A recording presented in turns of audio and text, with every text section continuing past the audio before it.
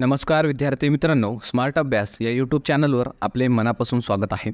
आज दिनांक 16 सप्टेंबरच्या ज्या महत्त्वाच्या चालू घडामोडी असणार आहेत त्याचा अभ्यास या व्हिडिओच्या माध्यमातून आज आपण करणार आहोत। तत्पूर्वी आपण जर चॅनलला नवीन असाल तर चॅनलला सबस्क्राईब करा आणि व्हिडिओ आवडल्यास व्हिडिओला लाईक करा। तसेच हा व्हिडिओ आपल्या विद्यार्थी मित्रांना नक्की शेअर करा, जेणेकरून या व्हिडिओचा फायदा आपल्या मित्रांना सुद्धा होईल। चला मग सुरुवात करणार आहोत काल दिलेल्या होमवर्क क्वेश्चनने। तर काल दिलेला होमवर्क क्वेश्चन असा होता की महाराष्ट्राचा क्षेत्रफळानुसार भारतात कितवा क्रमांक लागतो, आणि याचं उत्तर हे बऱ्याचशा विद्यार्थी मित्रांनी कमेंटमध्ये दिलेलं आहे। त्यांचं मनापासून अभिनंदन। आणि ज्यांना याचं उत्तर माहिती नाही त्यांच्यासाठी उत्तर आपण सांगणारच आहोत। तर ऑप्शन्स आपल्यासमोर आहेत आणि याचं योग्य उत्तर असणार आहे ऑप्शन नंबर सी। भारतामध्ये महाराष्ट्राचा क्षेत्रफळानुसार तिसरा क्रमांक हा लागतो। तर पहिला क्रमांक कोणाचा लागतो? पहिला राजस्थानचा क्षेत्रफळानुसार भारतात क्रमांक लागतो, दुसरा मध्य प्रदेश या राज्याचा, आणि तिसरा क्रमांक हा महाराष्ट्र राज्याचा लागतो। ही पण अधिकची माहिती आपल्याला लक्षात ठेवायची आहे।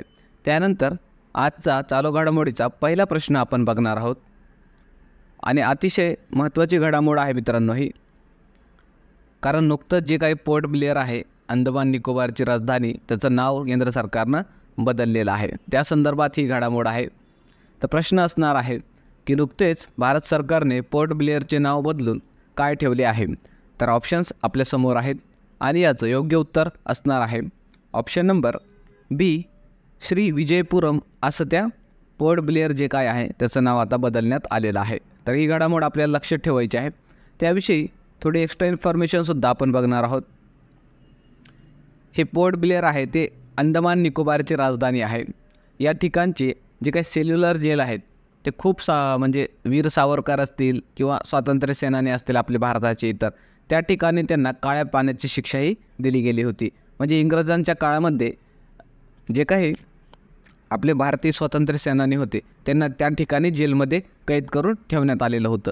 त्या संदर्भात एक सेल्युलर फेमस जेल आहे त्या ठिकाणी, ते पण आपण लक्षात ठेवायचं आहे। तसेच इतर पॉईंटसुद्धा आपल्याला लक्षात ठेवायचं आहे, जसं 23 जानेवारी 2023ला सुभाषचंद्र बोस यांच्या जयंतीनिमित्त अंदमान आणि निकोबार जे काही 21 बेट आहेत त्यांचे नाव सरकारनं बदलून जे परमवीर चक्र विजेते आहेत आपले, त्यांच्या नावावर त्या 21 बेटांचे नाव हे ठेवण्यात आले होते। आणि त्या अगोदरसुद्धा 2018मध्ये सुद्धा जे काही अंदमान आणि निकोबारचे 3 बेट आहेत त्यांचे नाव बदलण्यात आलेले होते, जे की हॅवलॉक म्हणून एक बेट होतं त्या ठिकाणी, त्याचं नाव बदलून स्वराज बेट नाव ठेवण्यात आलं होतं। नील बेटाचं नाव शहीद बेट म्हणून ठेवण्यात आलं होतं, आणि रॉज बेट होतं त्याला नेताजी सुभाषचंद्र बोस बेट असं त्याचं नाव देण्यात आलेलं होतं। ही इन्फॉर्मेशनसुद्धा आपण लक्षात ठेवायची आहे। त्यानंतर पुढचा प्रश्न आपल्याला बघायचा आहे की नुकतेच कोणत्या अंतराळ संस्थेने पोलॅरिस डाऊन मिशन लॉन्च केले आहे? तर ऑप्शन्स आपल्यासमोर आहेत आणि याचं योग्य उत्तर असणार आहे option number A, space x हे जे काही अंतराळ संस्था आहे त्याने नुकतंच त्याचं पोलॅरिस डाऊन मिशन नावाचं हे मोहीम लॉन्च केलेली आहे। त्याविषयी थोडी एक्स्ट्रा इन्फॉर्मेशनसुद्धा आपण बघणार आहोत। हे जे काही पोलॅरिस डाऊन मिशन आहे हे एक खाजगी जे काही लोक आहेत, सामान्य लोक, त्यांनासुद्धा म्हणजे अंतराळामध्ये जाऊन स्पेस वॉक करता येणार आहे, म्हणजे अंतराळामध्ये जाऊन चालता येणार आहे। त्या संदर्भात हे मिशन आहे आणि ती खाजगी अंतराळ मोहीम आहे, ही आहे मित्रांनो मोहीम आहे। याद्वारे 4 लोकांना अंतराळामध्ये पाठवण्यात आलेलं आहे सध्या। त्या संदर्भात ही न्यूजमध्ये आलेली घडामोड आहे, म्हणून आपण या ठिकाणी ती घेतलेली आहे। आणि ही जी स्पेस एक अंतराळ संस्था आहे ती अमेरिकेमधील खाजगी अंतराळ संस्था आहे, आणि त्याचे फाउंडर इलॉन मस्क आहेत। हे इलॉन मस्क आपल्या सर्वांनाच माहीत आहेत, जे काही आपले टेस्ला वगैरे कंपनी आहे त्यांची ही कंपनी आहे, त्यांचंच हे स्पेसएक्ससुद्धा अंतराळ संस्था आहे, हे लक्षात ठेवायचं आहे। त्यानंतर पुढचा प्रश्न आपल्याला बघायचा आहे की नुकतेच केंद्र सरकारने प्रधानमंत्री ई ड्राईव्ह योजनेसाठी किती रुपयांच्या बजेटची घोषणा केली आहे? ऑप्शन्स आपल्यासमोर आहेत आणि याचं योग्य उत्तर असणार आहे ऑप्शन नंबर सी, 10,900 कोटी रुपये। या योजनेसाठी सरकारने 10,900 कोटी रुपयांची घोषणा केलेली आहे। तर त्या संदर्भात आपण बघणार आहोत प्रधानमंत्री ई ड्राईव्ह ही जी काही योजना आहे त्याला नुकतंच कॅबिनेटनं मंजुरी दिलेली आहे। यामुळे काय होणार आहे की देशामध्ये इलेक्ट्रिक जी काही वाहनं आहेत त्यांची संख्या वाढावी, म्हणून सरकार ही योजना देशभरामध्ये राबवणार आहे आणि सरकार 2 वर्षामध्ये या योजनेवर 10,900 कोटी रुपये एवढं खर्च करणार आहे. या योजनेद्वारे जे काही इलेक्ट्रिक वाहनं असतात त्यांच्यावर सबसिडीसुद्धा दिली जाणार आहे. तर त्या संदर्भात ही योजना आहे. त्यानंतर पुढचा प्रश्न आपल्याला बघायचा आहे की नुकतेच कोणत्या पॅरा खेळाडूला केंद्रीय निवडणूक आयोगाने राष्ट्रीय दिव्यांग आयकॉन म्हणून नियुक्त केले आहे. ऑप्शन्स आपल्यासमोर आहेत आणि याचं योग्य उत्तर असणार आहे option number D, Rakesh Kumar आणि शीतल देवी. हे जे काही 2 पॅरा खेळाडू आहेत मित्रांनो, यांना केंद्रीय निवडणूक आयोगाने राष्ट्रीय दिव्यांग आयकॉन म्हणून नियुक्त केलेले आहे. त्याविषयी थोडी अधिकची माहितीसुद्धा आपण बघणार आहोत. राकेश कुमार आणि शीतल देवी यांनी पॅरिस पॅराऑलिम्पिक स्पर्धेमध्ये मिक्स डबल इव्हेंट जे काय असतं याच्यामध्ये आर्चरी तिरंदाजीमध्ये त्यांनी भारताला कांस्य पदक हे जिंकून दिलेलं आहे. आणि शीतल देवीविषयी जर सांगायचं झालं तर 2023 साली या शीतल देवीला अर्जुन पुरस्कारसुद्धा देऊन सन्मानित करण्यात आलेला आहे. त्या संदर्भात ही घडामोड आहे ते लक्षात ठेवायचं आहे. तसेच आपल्याला आपली जे काही भारतीय निवडणूक आयोग आहे त्याविषयीसुद्धा माहिती घ्यायची आहे. जसं की हा जो भारतीय निवडणूक आयोग आहे याची तरतूद ही राज्यघटनेतल्या भाग 15 कलम 324 ते 329 मध्ये करण्यात आलेली आहे. याची स्थापना 1950ला झालेली आहे. सध्याचे जर मुख्य निवडणूक आयुक्त कोण आहेत आपल्या भारताचे तर ते आहेत राजीव कुमार आणि ते कितवे आहेत तर 25वे. हे पण लक्षात ठेवायचं आहे. आणि भारतीय जे निवडणूक आयोग आहे त्याचे पहिले मुख्य निवडणूक आयुक्त हे सुकुमार सेन होते. आणि हा प्रश्न खूप साऱ्या एक्झाम्समध्ये विचारण्यात आलेला आहे की भारताचे पहिले मुख्य निवडणूक आयुक्त कोण होते. तर हे आपण लक्षात ठेवायचं आहे. तत्पूर्वी मित्रांनो आपल्याला व्हिडिओ कसा वाटला ते कमेंटमध्ये नक्की सांगायचं आहे. व्हिडिओ जर आवडला तर व्हिडिओला लाईक करायचा आहे आणि हा व्हिडिओ आपल्या विद्यार्थी मित्रांपर्यंत नक्की शेअर करा, आपल्या ग्रुप्समध्ये शेअर करा, जेणेकरून याचा फायदा आपल्या मित्रांनासुद्धा होईल. चला मग पुढचा प्रश्न बघणार आहोत की कोणत्या देशाने लहान मुलांना सुरक्षित ठेवण्यासाठी सोशल मीडियासाठी किमान वयोमर्यादा लागू केली आहे. तर ऑप्शन्स आपल्यासमोर आहेत आणि याचं योग्य उत्तर असणार आहे ऑप्शन नंबर सी, ऑस्ट्रेलिया. या देशाने नुकतंच मित्रांनो या संदर्भात वयोमर्यादा लागू केलेली आहे की जे काही लहान मुलं आहेत त्यांना सोशल मीडिया जी काही यूज आहे ते यूज किती वर्षाच्या नंतर करतील त्या संदर्भात ही घडामोड आहे. त्याविषयी थोडी अधिकची माहितीसुद्धा आपल्याला बघायची आहे की लहान मुलांच्या शारीरिक आणि मानसिक आरोग्यावर होणारा परिणाम लक्षात घेऊन सरकारने हा निर्णय घेतलेला आहे. सोशल मीडिया प्लॅटफॉर्म जसं की फेसबुक असेल, इंस्टाग्राम असेल, टिकटॉक असेल याचा वापर 16पेक्षा कमी वय असेल तर त्या मुलाला त्या देशामध्ये आता करता येणार नाही. तसेच ऑस्ट्रेलिया या देशाचा आता उल्लेख निघालेला आहे. तर ऑस्ट्रेलियाविषयी आपल्याला हे पण माहिती असायला पाहिजे की या ऑस्ट्रेलियाची राजधानी ही कॅनबेरा आहे. चलन ऑस्ट्रेलियन डॉलर आहे आणि सध्या प्रधानमंत्री अँथोनी अल्बानीज हे आहेत. त्यानंतर पुढचा प्रश्न आपल्याला बघायचा आहे की कोणत्या देशात न्यायाधीशांची निवड ही मतदारांच्या पसंतीनुसार केली जाणार आहे. तर ऑप्शन्स आपल्यासमोर आहेत आणि याचं योग्य उत्तर असणार आहे ऑप्शन नंबर बी, मेक्सिको. या देशामध्ये आता जे काही न्यायाधीश निवड आहे ती मतदारांच्या पसंतीनुसार केली जाणार आहे आणि त्या संदर्भात त्यांच्या राज्यघटनेमध्ये घटनादुरुस्तीसुद्धा करण्यात आलेली आहे. त्या संदर्भातला हा प्रश्न आहे. तर चला मग त्याविषयी एक्स्ट्रा इन्फॉर्मेशनसुद्धा आपण बघूया. असा अधिकार देणारा मेक्सिको हा जगातला पहिला देश बनलेला आहे आणि यासाठी हे जे काही मेक्सिको देश आहे त्यांच्या सिनेटने संविधानामध्ये घटनादुरुस्तीसुद्धा केलेली आहे. आता तुम्ही सांगायचं आहे मला कमेंटमध्ये की भारताच्या न्यायाधीशांची जी काही निवड होते ती कशी होते. बघूया किती विद्यार्थी मित्रांना माहीत आहे की आपल्या भारतातल्या जी काही न्यायाधीशांची निवड ही कशा प्रकारे होते. उत्तर द्या कमेंटमध्ये. चला मग पुढचा प्रश्न बघूया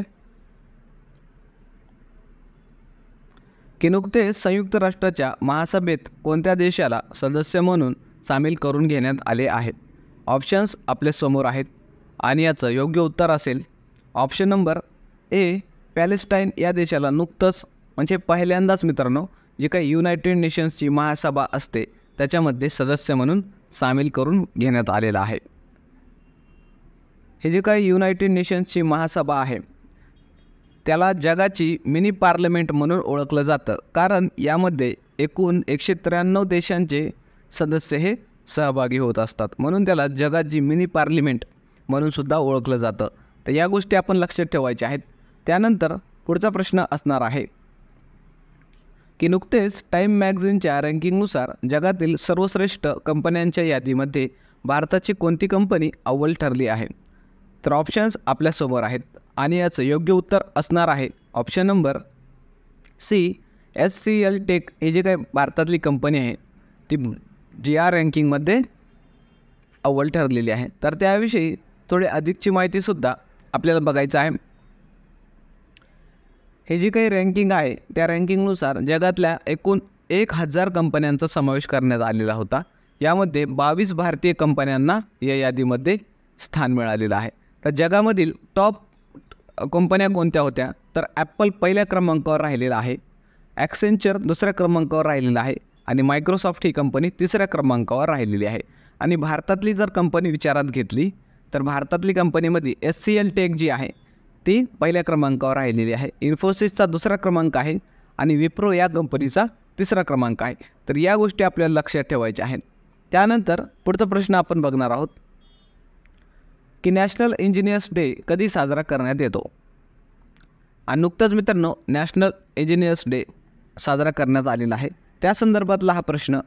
तर ऑप्शन्स आपल्यासमोर आहेत आणि याचं योग्य उत्तर असणार आहे ऑप्शन नंबर बी, 15 सप्टेंबर हा दिवस भारतामध्ये राष्ट्रीय अभियंता दिवस म्हणून साजरा करण्यात येतो. तर हा का साजरा करण्यात येतो त्याविषयीसुद्धा आपण पुढं इन्फॉर्मेशन बघणार आहोत.